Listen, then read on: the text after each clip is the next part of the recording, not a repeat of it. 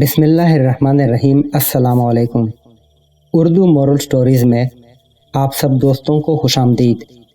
ایک دیہاتی گاؤں سے شہر آباد ہوا تو اپنے ساتھ ایک دیسی مرغی بھی لے آیا۔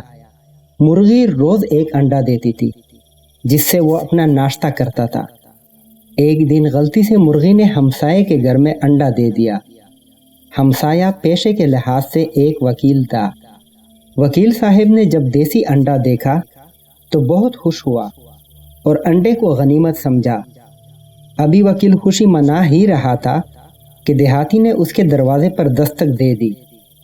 وکیل باہر آیا تو دیہاتی نے کہا کہ جناب، میری مرغی نے آج غلطی سے آپ کے گھر میں انڈا دے دیا، مہربانی فرما کر میرا انڈا مجھے واپس کر دیجیے۔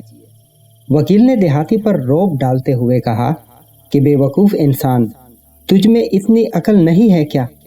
مرغی نے میرے گھر کے احاطے میں انڈا دیا ہے تو اس لحاظ سے انڈا میرا ہوا۔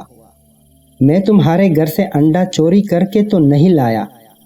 دیہاتی کو وکیل کے اس لہجے پر بڑا غصہ آیا۔ اس نے کہا، مانا کہ آپ وکیل ہیں مگر آپ قانون کو اپنے ہاتھ میں نہیں لے سکتے۔ انڈے پر میرا حق ہے اور میں اپنا حق لے کر رہوں گا اور شہر کے قاضی کے پاس اپنا مقدمہ لے کر جاؤں گا۔ وکیل نے کہا کہ اپنا شوق پورا کر کے دیکھ لو۔ دیہاتی قاضی کے پاس گیا تو قاضی نے دونوں کو اپنے سامنے کھڑا کیا اور کہا کہ دونوں ایک دوسرے کو باری باری ایک مکہ مارو۔ جس نے بھی دوسرے کا مکہ برداشت کر کے اپنے آپ کو کم وقت میں سنبھال لیا تو انڈا اسی کا ہوا۔ وکیل نے دیکھا کہ دیہاتی کمزور اور لاغر سا ہے جبکہ وکیل قد اور جسمانی لحاظ سے دیہاتی سے زیادہ تھا۔ وکیل نے کہا، ٹھیک ہے، مجھے منظور ہے۔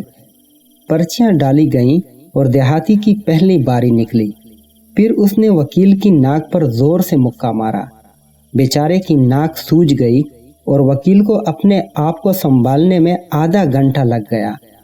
وکیل کو دیہاتی پر بہت غصہ آیا اور مکہ مارنے کے لیے اپنی آستین چڑھانے لگا کہ دیہاتی نے کہا، قاضی صاحب، میں اس مقدمے سے دستبردار ہوتا ہوں۔ وکیل صاحب سچے ہیں اور یہی انڈے کے مالک ہیں۔